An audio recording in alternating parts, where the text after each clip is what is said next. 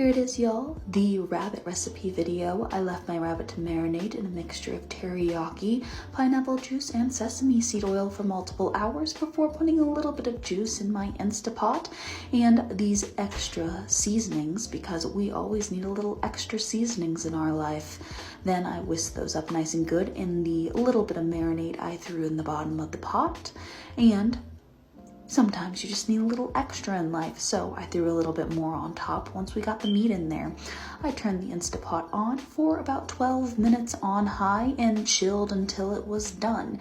And once that was out, I got my meat out and started shredding it up. Now, if you just want to stop here, you can throw a little barbecue sauce on it and it will be perfect, but we're not going to stop there. In fact, we're going to chop it up into little itty bitty pieces and we're going to throw it back on to the grill because we're going to make tacos tonight, because there is nothing like tacos on a Saturday.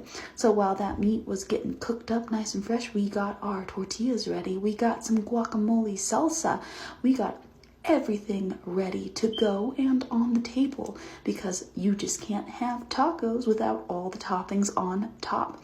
So we threw that meat in on some corn oil and let it cook up until it was nice and double cooked.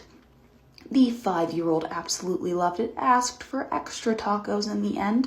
Here's my plate, beautiful. Oh, it was so delicious, y'all.